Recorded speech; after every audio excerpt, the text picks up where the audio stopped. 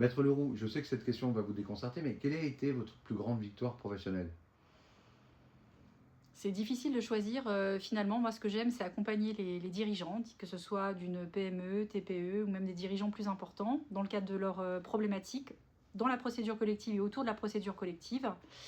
Donc, si jamais j'ai réussi à leur éviter d'avoir une condamnation très importante en termes de sanctions devant le tribunal de commerce, voilà, je suis très heureuse. Et comment vous réussissez à rentrer dans leur intimité? Parce que c'est quelque chose que je constate, et c'est pas donné à tout le monde. N'importe quoi. Mais c'est vrai. Mais vas-y, non, c'est vrai. Non, j'ai jamais été boire le café avec eux, vous savez. Non, je parle pas de ça. Je parle comment vous réussissez à ce qu'ils se confient à vous de manière aussi personnelle. C'est quand même pas évident d'accepter Tu cette vas forme couper ça, d'échec. tout ça? Non, Mais tu vas couper ça, ce non, truc-là? non, Quand je te dis... non, celle-là non. Non, c'est pas Si on reprend évident. depuis le début. C'est pas évident d'accepter cette forme d'échec. Et comment vous réussissez? Cette forme d'échec, Ouais. c'est-à-dire? Bah, quand un dirigeant vient vous voir et qu'il est en souffrance parce qu'il dépose le bilan, il peut être très pudique. Et comment vous réussissez à faire en sorte qu'il vous fasse confiance? Alors déjà, je déteste effrayer les dirigeants, c'est-à-dire que souvent on veut savoir quels sont les risques, les pires risques qu'ils peuvent avoir dans le cadre d'une procédure collective. Ils ont très envie de savoir.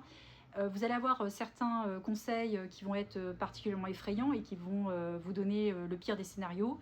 Moi, je n'aime pas ça. Je n'aime pas effrayer les gens, leur faire peur inutilement, parce que dans le cas d'une procédure, une procédure collective, ça dure assez longtemps, hein. C'est minimum 1 an, 2 ans. Donc autant vous dire que c'est comme un marathon. Donc si vous perdez tous vos moyens dès le début, que vous êtes en totale dépression, on ne va pas tenir la distance en fait sur la durée de la procédure.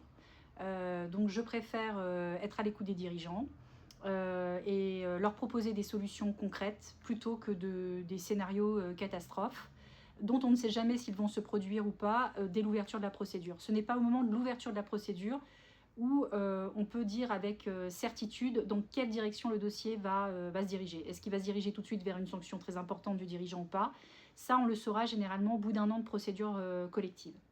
Donc voilà, donc je fais au mieux pour accompagner le dirigeant pendant cette période et de faire en sorte qu'il participe à la procédure, de l'assister pour peut-être éviter une sanction au moment de la clôture du dossier. Et vous ne croyez pas que certains peuvent avoir plus besoin que d'autres d'être au contraire informés sur leurs risques plutôt que d'être tenus dans l'incertitude? Bien sûr que je vais leur donner donc les scénarios potentiels, possibles, dans le cadre de leur dossier, mais pour pouvoir faire en sorte qu'ils se confient, qu'ils puissent m'expliquer un petit peu leurs doutes, les risques personnels qu'ils encourent.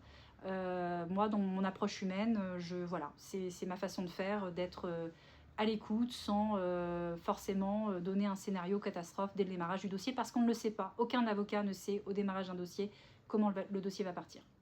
Merci à vous.